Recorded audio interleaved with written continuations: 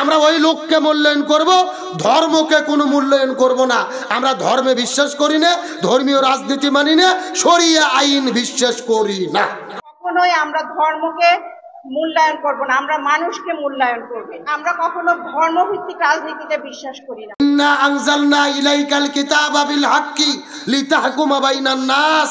এটা এমন একটা কিতাব যেই কিতাবের ভেতরে ব্যক্তি, পরিবার, সমাজ, রাষ্ট্র, রান্নাঘর থেকে শুরু করে সংসদ ভবন পর্যন্ত যা কিছু লাগবে আমি সব কোরআনে দিয়েছি।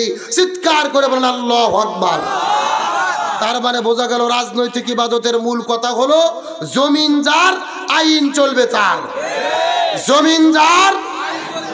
কিন্তু দেখলাম আজকে একটা নেত্রী বক্তব্য দিচ্ছে, সোশ্যাল মিডিয়াতে দেখেছেন, ও বলতেছে আমরা ধর্মকে মূল্যায়ন করব না, আমরা ব্যক্তিকে মূল্যায়ন করব, আমরা প্রার্থীকে মূল্যায়ন করব, আমরা ওই লোককে মূল্যায়ন করব, ধর্মকে কোনো মূল্যায়ন করব না। আমরা ধর্মে বিশ্বাস করি না, ধর্মীয় রাজনীতি মানি না, শরিয়া আইন বিশ্বাস করি না। আর একটু জোরে বলেন, ভালো করে বলেন, শরিয়া আইন কাকে বলে? শরিয়া আইন মানে হলো কোরআনের আইন, শরিয়া আইন মানে হলো হাদিসের আইন। যারা বলবে আমরা শরিয়া আইন বিশ্বাস করি না, এরা কখনো মুসলমানের বাচ্চা থাকতে পারে না। আবার অনেকেই বলে কি জানেন, যে কোরআনের সাথে রাজনীতির কোনো সম্পর্ক নাই। নাউজুবিল্লাহ বলেন। আমি তো মনে করি যারা বলে কোরআনের সাথে রাজনীতির কোনো সম্পর্ক নাই, আমি মনে করি এদের সাথে কোরআনের কোনো সম্পর্ক নাই। যদি কোরআনের সম্পর্ক এদের সাথে থাকতো, কোরআন বুঝতো, কোরআন ধরতো, কোরআন পড়তো, এমন বক্তব্য দিতে পারতো? আল্লাহ বলছেন লিকুল্লি তিবিয়ানান, এটা এমন একটা কিতাব যেই কিতাবের ভেতরে আমি সব সমস্যার সমাধান করে দিয়েছি।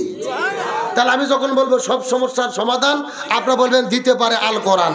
সব সমস্যার সমাধান, সব সমস্যার সমাধান। তাহলে গভীর মনোযোগ লক্ষ্য করুন, রাজনৈতিক ইবাদতের মূল কথা হলো ব্যক্তি, পরিবার, সমাজ, রাষ্ট্র, রান্নাঘর থেকে শুরু করে সংসদ ভবন পর্যন্ত পুরো জীবন পরিচালিত হবে কি দিয়ে? আরো ধরে বলেন। আরে ভাই, কোরআনের মধ্যেই আছে আসল রাজনীতি। আর বাংলাদেশে যেগুলো চলে এগুলো হলো পিয়াট নীতি আর দুর্নীতি। এই কোরআনে একটা সূরা আছে, যে সূরার নাম হলেন সূরা মুলক। কি নাম? আচ্ছা বলেন তো, মুলক অর্থ কি? রাজত্ব বা রাজ্য। আচ্ছা, যে আল্লাহ এই কোরআনে রাজ্য নামে সূরা দিল, রাজত্ব নামে সূরা দিল, ওই রাজ্য পরিচালনার নীতি কি আল্লাহ কোরআনে দেয় নাই?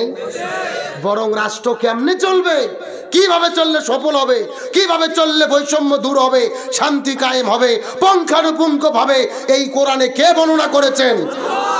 তাহলে রাজনৈতিক ইবাদতের মূল কথা সবকিছু পরিচালিত হবে কি দিয়ে? আরো ধরে বলেন। এখন আসেন, এই বাংলাদেশে জিকির পার্টি আছে না নাই? জিকির করলে কি কোনো বিপদ হয়? একটু কথা বলেন। নামাজ পড়লে কি কোনো বিপদ হয়? হজ করলে কি কোনো বিপদ হয়? যাকাত দিলে কি কোনো বিপদ হয়? একটা মাত্র ইবাদত বাংলাদেশে করলে বিপদ হয়। আপনারা কি বলতে পারবেন ওই ইবাদতের নাম কি? গভীর মনোযোগ লক্ষ্য করুন, এই দেশে জিকির করলে বিপদ হয় না, নামাজ পড়লে বিপদ হয় না, হজ করলে বিপদ হয় না, যাকাত দিলে বিপদ হয় না। এই দেশের ভেতরে তারাই বিপদের মধ্যে পড়েছে যারা জমিনের ভেতরে কোরআন বিজয়ের আন্দোলন করেছে। আর ইহাকেই রাজনৈতিক ইবাদত বলা হয়। ভালো করে একটা তথ্য দিয়ে শোনেন, আমাদের নবীজি রমজান মাসে 16 দিন রোজা রেখেছে। কয়দিন? 17 রমজান নবীজি সকালবেলা রোজা ভেঙে ফেললেন, খেজুর খাইলেন, পানি খাইলেন। সাহাবীদেরকে বললেন তোমরাও রোজা ভেঙে ফেলো। সাহাবীরা বলতেছে ইয়া রাসূলুল্লাহ, এটা আপনি কেমন কথা বললেন? আপনারা 3 দিন আগে ওয়াজ করলেন একটা রোজার এত দাম, ইচ্ছা করে যদি কেউ একটা রোজা ছেড়ে দেয় লাগাতার 60টা রোজা রাখতে হবে, আবার যদি একটা রোজা ছেড়ে দেয় আবার লাগাতার 60টা রোজা রাখতে হবে, আপনি কেন রোজা ছাড়তে বললেন? রাসূল বলতেছে বেশি বোঝার চেষ্টা করো না। ওয়ামা আতাকুমুর রাসূলু ফাকুযু ওয়ামা নাহাকুম আনহু ফান্তাহু। আমি নবী যা বলি তা তোমরা করো, যা করতে নিষেধ করি তা থেকে দূরে থাকো। আবু জেহেল মদিনে আক্রমণ করেছে, আর বসে থাকা যাবে না। এখন আবু জেহেলের মোকাবেলা করতে হবে। তার মানে বোঝা গেল রোজা রাখা ইবাদত, তবে রোজার চাইতেও বড় ইবাদত হলো এই জমিনের ভেতরে কোরআন বিজয়ের আন্দোলন করা। আমার বন্ধুগণ, মুসলমান ভাইরা, গভীর মনোযোগ। কোনো দিকে নজর নাই, কোনো দিকে তাকাতাকি নাই। ছোট্ট করে একটা দৃষ্টান্ত দেওয়ার পরে সামনের দিকে যাওয়ার জন্য চেষ্টা করব। নবীজির সাহাবী হযরতে হানজালা রাদিয়াল্লাহু তাআলা নতুন বিবাহটা করার পরে তার বউটাকে নিয়ে তিনি বাসর ঘরের মধ্যে চলে গেছেন। স্ত্রীর সঙ্গে প্রেম ভালোবাসা মহব্বত করা শুরু করে দিয়েছেন।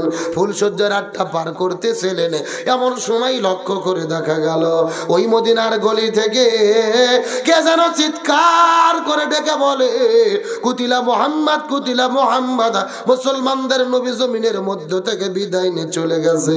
এই কথা শোনার পরে হযরতে হানজালা ওই বাসর ঘরের ভেতরে বিছানার মধ্যে বউ রাখার পরে এক দৌড়ে চলে গেলেন কূপের ভেতরে গোসল করার জন্য, ফরজ গোসলটা আদায় করার জন্য।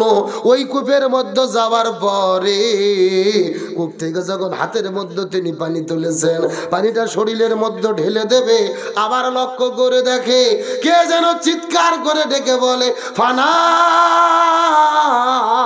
যুদ্ধ শুরু হয়ে গেছে, মুসলমানদের নবী ওদের বান্দরে বিদায় নিয়ে চলে গেল। এই কথা শোনার পরে হযরতে হানজালা ওই পানির বোতলটা ফেলে দেওয়ার পরে এক দৌড়ে তিনি চলে গেলেন বাসর ঘরের ভেতরে। হাতের মধ্যে একটা তরোয়াল নেওয়ার পরে বাসর ঘর থেকে বের হওয়ার পরে তিনি দৌড়ানো শুরু করলেন। তিনি দৌড় দিলেন যখন ওদের প্রান্তরে যুদ্ধ করার জন্য। বাসর ঘরের মধ্যে থেকে নতুন বধূ ঘর থেকে বের হয়ে পেছন দিক থেকে তার হাতটা টেনে ধরেছে। ও গর্বের স্বামী, আপনি যুদ্ধ করতে যাবেন, ওদের প্রান্তরে চলে যাবেন, আমার তো কোনো আপত্তি নাই। আপনি ওদের প্রান্তরে যাবেন, আমার কোনো আপত্তি নেই। তবে আমার কথা হলো, আপনার তো ফরজ গোসল বাকি আছে। আপনি গোসল বাকি রেখে কেমনে করে যুদ্ধের ময়দানে চলে যাবেন? আপনাকে ফরজ গোসল আদায় করেন, তারপরে যুদ্ধ করতে যান, আমার কোনো আপত্তি নাই। হানজালা ডাকতে বলে, বিবি রে, আমি যদি গোসল করা শুরু করি আর মুসলমানদের নবী ওদের প্রান্তরে যদি বিদায় না চলে যায়, আল্লাহ যদি হাসরের ময়দানে আমার কাছে জিজ্ঞেস করে বলে, হানজালা, মুসলমানদের নবী শাহাদাত বরণ করে বিদায় নিয়ে চলে গেল, আর তুমি বাসর ঘরের ভেতরে কেমন করে সময় পার করলা, আমি তখন আল্লাহর কাছে কেমন করে জবাব দেব? মুসলমানদের নবী যদি বিদায় না চলে যায় আর হাসরের ময়দানে আল্লাহ যদি আমার কাছে জিজ্ঞেস করে বলে, হানজালা, নবী শহীদ হয়ে গেল, তুমি বাসর ঘরের মধ্যে কেমন করে সময় পার করলে, আমি তখন কেমন করে জবাব দেব? এই চিন্তা করে হানজালা হাতের মধ্যে তরোয়াল নিয়ে উহুদে দৌড়ানো শুরু করলেন। দৌড়াইতে দৌড়াইতে উহুদের প্রান্তরে যাওয়ার পরে লক্ষ্য করে দেখে যুদ্ধ শুরু হয়ে গেছে। তিনিও যুদ্ধটা শুরু করে দিলেন।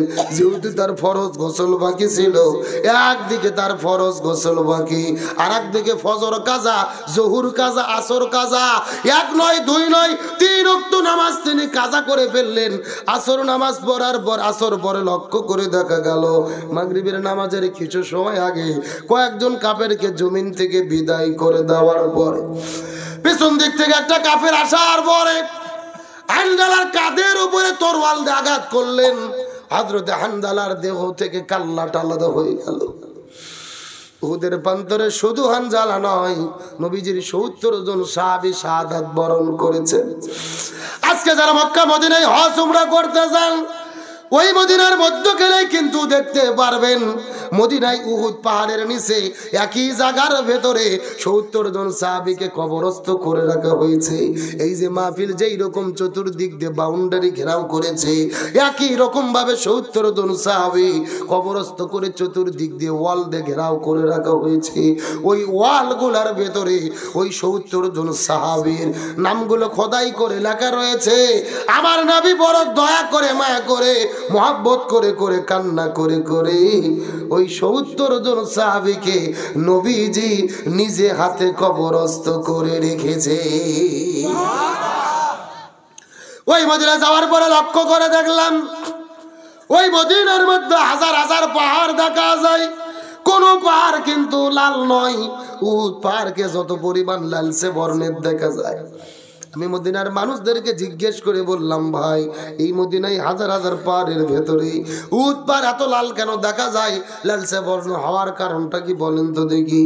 মদিনার মানুষেরা বলে, হুজুর মিথ্যা কথা বলবো না, পূর্বপুরুষদের কাছে শুনেছি, কিতাবের মধ্যে পড়েছি, আমাদের নবী যুদ্ধ করতে করতে যখন ওদের প্রান্তরে চলে গেছে, নবী কয়েকজন কাফেরকে জমিন থেকে বিদায় করে দেওয়ার পরে পিছন দিক থেকে একটা কাফের আসার পরে নবীজির মাথার হেলমেটের মধ্যে জোরে আঘাত করেছে।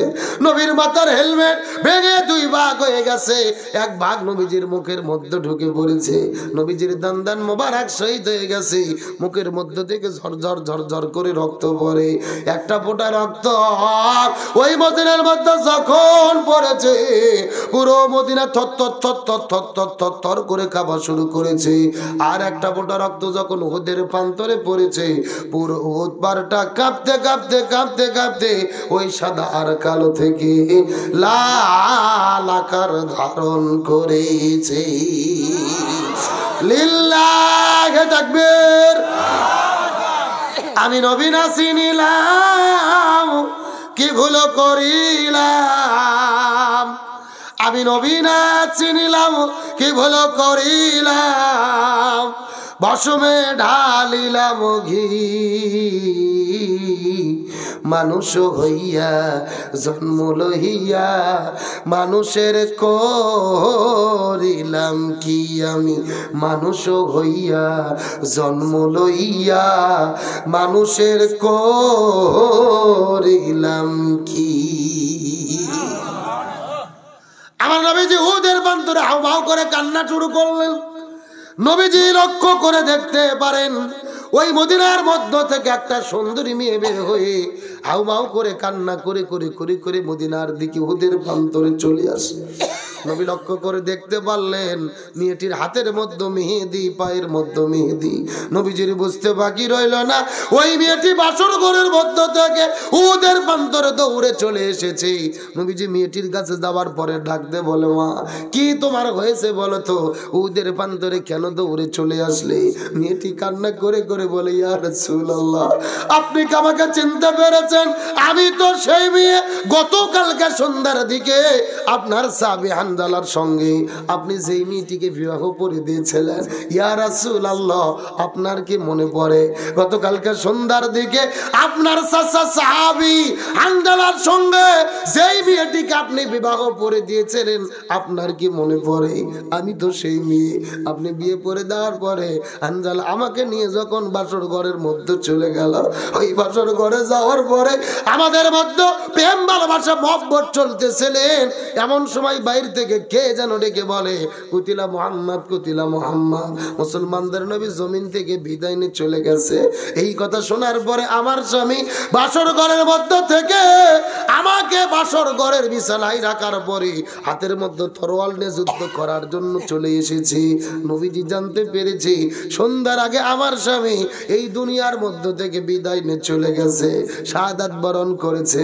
কিন্তু নবী আপনার প্রতি আমাকে ভুল বুঝবেন না, আমার প্রতি মন খারাপ করবেন না।